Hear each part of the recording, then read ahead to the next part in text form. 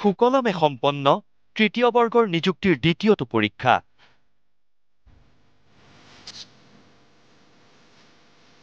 মুখ্যমন্ত্ৰীৰ প্ৰতিশ্ৰুতি মতেই হাতে হাতে প্ৰশ্ন কাকত লৈ পৰীক্ষা হলৰ পৰা ওলাল পৰীক্ষাৰ্থী।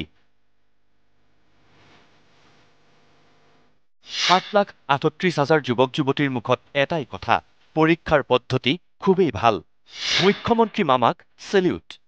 ব্যৱস্থাটো খুব ভাল ব্যৱস্থা কৰিছে আৰু মানে বৰ্তমান চৰকাৰে যিটো মানে নিবনুৱা যুৱক যুৱতীৰ কাৰণে যিটো মানে ব্যৱস্থা লৈছে ন, আমি খুব ভাল পাইছোঁ। মানে পৰীক্ষাটো খুব সুকলমে অনুষ্ঠিত হৈছে, তাৰ কাৰণে ধন্যবাদ জনাইছোঁ। প্ৰশ্ন মানে টানো নহয় সহজো নহয়, মাজতে আহিছে বাৰু। মানে খুব ক্ৰিটিকেল লগাই দিছে কুৱেশ্যনবোৰ। পঢ়াখিনিৰ কাৰণেতো ভালেই হৈছে বাৰু, কৰিছোঁ আৰু যিখিনি পাৰোঁ ভালেই হৈছে। এক্সামটো বিশেষকৈ ভালকৈ হৈছে, সেইটোত ভাল লাগিছে। সেইটো ভাল হৈছে। লিক হ'বলৈও নাই, একো হ'বলৈও নাই। আগতে যি হ'ল নহয়, এইবাৰ নহয় আৰু খুব বঢ়িয়া পদক্ষেপ। সেইটো আৰু চিফ মিনিষ্টাৰক মানিব লাগিব, চেলুট মানে আৰু। যেনিয়েই চাই স্বচ্ছতা, যেনিয়েই চাই কেৱল নিকা ব্যৱস্থা। সেয়ে এনে পৰিৱৰ্তনমুখী উৎসৱ ৰাজ্যৰ আকাশে বতাহে। পুৱা 9 বজাৰ পৰা 12 বজালৈ আৰু দুপৰীয়া 1:30 বজাৰ পৰা বিয়লি 4:30 বজালৈ পৰীক্ষাত বহিল 7,38,000 পৰীক্ষাৰ্থী। অভিভাৱকৰ পৰা পৰীক্ষাৰ্থীলৈ সকলোৱে প্ৰথমেই প্ৰশংসা কৰিলে ৰাজ্য চৰকাৰৰ পৰীক্ষা পদ্ধতিক। গুৱাহাটীৰ উলুবাৰীৰ এইজন সচেতন অভিভাৱকে কৈ গ'ল অতীত আৰু বৰ্তমানৰ কথা। স্বচ্ছতাৰ বাবেই আমি এখন নতুন অসম উপহাৰ পাম। আজিৰ প্ৰজন্মই আমাক এখন ভৱিষ্যত অসমৰ উপহাৰ দিব, কাৰণ পৰিৱৰ্তনশীলতাৰে এওঁলোকেই গঢ়িব এখন নতুন অসম। আৰু এইটো প্ৰজন্মই হ'ব নতুন অসমৰ খনিকৰ। আজিৰ দিনটো যিমান ট্ৰান্সপাৰেঞ্চি হ'ব, যিমান স্বচ্ছ হ'ব, অহা দিনত কিন্তু ভাল মানুহ ইয়াৰ পৰা উৎপাদন, জনসম্পদ উৎপাদন হ'ব। এনেকুৱা যদি হৈ থাকে 2-3টা প্ৰজন্মৰ পিছত ৰাজ্যখন ইমান এটা ভাল মানুহৰে পৰিপূৰ্ণ অফিচবিলাক হ'ব, মোৰ একদম সম্পূৰ্ণ বিশ্বাস আছে। কাৰণ তাৰ কাৰণটো কি হৈছে, আজিৰ পৰা 20 বছৰ আগতে বা 30 বছৰ আগতে আমি মধ্যবয়সী মানুহ, আমি দেখিছোঁ কেনেকুৱা আছিলে, চাকৰিৰ কাৰণে কি আছিলে তেতিয়া। মই এইটো ভাবোঁ যে বৰ্তমান চৰকাৰৰ যিটো নীতি আৰু বৰ্তমান চৰকাৰৰ যিটো মানে পদক্ষেপ, সেই পদক্ষেপৰ কাৰণে হৈছে বুলি মই ভাবোঁ। পৰীক্ষাৰ দিনটোৰ আটাইতকৈ ভাল লগা দৃশ্য এটা চাওঁ আহক। স্থান গুৱাহাটীৰ SB দেউৰা মহাবিদ্যালয়। কেমেৰাত ধৰা দিছে এই বিশেষ পৰীক্ষাৰ্থীগৰাকীয়ে। এটা হাত ভগা, আনটো হাতত প্ৰশ্ন কাকতখন লৈ হাঁহি হাঁহি ওলাই আহিছে যুৱতীগৰাকী। প্ৰথমটো পৰীক্ষা দিবলৈ আহোঁতে দুৰ্ঘটনাত পতিত হৈ হাত ভাগিছিল, কিন্তু তথাপিও থমকি নৰৈ নিজৰ সপোন সাৰ্থক কৰাৰ বাবেই এনে অহোপুৰুষাৰ্থ যুৱতী পৰীক্ষাৰ্থীৰ। অলপ অসুবিধা হৈছে, লিখিবলৈ অলপ টাইমটো কনজিউমিং হৈছে আৰু মোৰ কাৰণে। লাষ্ট এক্সামটোত এক্সিডেণ্ট হৈছে, লাষ্ট এক্সামটোত আহি থাকোঁতে এক্সিডেণ্ট হৈ পৰিছিল নেকি অকণমান? অলপতো সেইদিনাখনে হৈছিলে প্ৰব্লেম, কিন্তু পেপাৰখন দেখি ভাল লাগি গ'ল আৰু পেপাৰখন ইজি আছিলে সেইদিনাখনে। অলপতো হৈ আছিলে মানে লিখিবৰ কাৰণে মই পৰা নাছিলোঁ, যেতিয়া মানে ধৰি লওক নাম্বাৰছবিলাক পাতিবলৈ দিগদাৰ লাগিছে, ৰোল নম্বৰ পাতিবলৈ দিগদাৰ লাগিছে, এনেকুৱা অলপমান দিগদাৰ লাগিছে, নালাগা নহয়। মেথছখিনি কৰিবলৈ অলপমান টাইম কনজিউমিং হৈছে, এনেকুৱা হৈছে। ৰখি আছিলোঁ, বহুত দিনৰ পৰা ৰখি আছিলোঁ, যোৱা বছৰৰ পৰাই ৰখি আছিলোঁ। সেইটো কাৰণে আহিছোঁ আৰু যেনেকৈ নহওক পাৰিছোঁ। জীৱনৰ অন্তিমটো পৰীক্ষা দি হাঁহিমুখে ওলাই আহিল তেজপুৰৰ এইজন পৰীক্ষাৰ্থী। 45 বছৰ 9 মাহতেই এটা চাকৰিৰ বাবে আবেদন কৰিছিল এইজন প্ৰাৰ্থীয়ে। আজিৰ প্ৰশ্নকাকত কিছু কঠিন বুলি কৈ 46 বছৰীয়া প্ৰাৰ্থীগৰাকীয়ে ক'লে, এয়া মোৰ জীৱনৰ অন্তিম পৰীক্ষা। হ'ল মোটামুটি জীৱনৰ লাষ্ট পৰীক্ষা।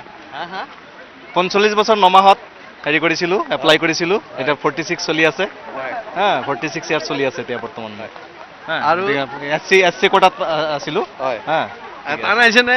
না, বহুত টান আহিছে, বহুত টান আহিছে। কাট অফটো কম থাকিব লাগে, এইটোৱে আৰু টান আহিছে।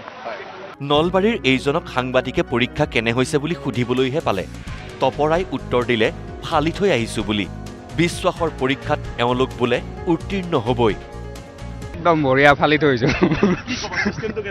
ভাল লাগিছে, বঢ়িয়া হৈছে একদম পুৰা। একদম আজিতো পেপাৰো দিছে চবকে, মানে জ্বৰ পৰীক্ষাত পেপাৰো দিয়া নাছিল। এতিয়া আৰু ভাল হোৱা যেন লাগিছে। ভাল লাগিছে। একদম বঢ়িয়া, মই জবাৰ পাইছোঁ মানে এডিআৰিত, তো মানে একদম 1 টকা নিদিয়াকৈ পাইছোঁ, একদম ভাল লাগিছে। নিকা হৈছে। সুন্দৰভাৱে হৈছে। একো অসুবিধা হোৱা নাই। ইয়াৰ আগত যিটো হৈছিলে 15 তাৰিখে সেইটো দিছোঁ, তাৰপিছত আজি দিছোঁ। কম্পেৰিটিভলি 15 তাৰিখতকৈতো আজি ভাল হৈছে। পেপাৰ ঠিকে আহিছে, ছাৰহঁতে যিখিনি পঢ়াইছিলে সেইখিনি আহিছে। চাওঁ আৰু এতিয়া ৰিজাল্টে ক'ব 80 পৃষ্ঠাৰ প্ৰশ্নৰ কোনে কিমানটা উত্তৰ লিখিলে তাৰ বাবে কেনেকুৱা আছিল আজিৰ প্ৰশ্ন কাকত পৰীক্ষাৰ্থীৰ মুখেৰেই শুনক কোনে মাৰিব হাফ সেঞ্চুৰী কোনে মাৰিব সেঞ্চুৰী বেয়া হোৱা নাই ভালে কুৱেশ্যনবোৰ কেনেকুৱা কুৱেশ্যন মোটামুটি ভালে আহিছে মানে খালি গণিতৰ অলপ মানে ক্ৰিটিকেল দিছে ইমান বিশেষ টান নহয় কিন্তু ভালে আহিছে আপোনাৰ পেপাৰটো আহিছে যথেষ্ট আহিছে আপোনাৰ পেপাৰখন মানে আপোনাৰ হাৰ্ড বুলি ক'ব নোৱাৰি জিকে প্ৰায়খিনি আপোনাৰ টাফ আহিছে বুলি ক'ব লাগিব আপোনাৰ জিঅ'গ্ৰাফিৰ ওপৰত বেছ কৰি পিনি বহুতখিনি কুৱেশ্যন আহিছে এতিয়া মেডিটেৰেনিয়ান চি তাৰপিছত আপোনাৰ ধৰক আমাৰ যিখিনি আপোনাৰ ধৰক আমাৰ নৰ্থ ইষ্টৰে বহুতখিনি কথা এতিয়া ধৰক আপোনাৰ ছিকিমখন আমাৰ অসমৰ সীমাৰ লগত আছেনে নাই তেনেকুৱা বহুতখিনি কুৱেশ্যন আহিছে ভাল পাইছোঁ আমি প্ৰত্যেকটো এতিয়া ধৰক আপোনাৰ যুৱ সমাজৰ কাৰণে বা আপোনাৰ আমি যিখিনি আপোনাৰ আনএমপ্লয়ড মানুহ আছোঁ এইখিনিৰ কাৰণে আপোনাৰ এই চৰকাৰখনে যথেষ্টখিনি কৰিছে পৰীক্ষা ভালেই হৈছে কিন্তু মানে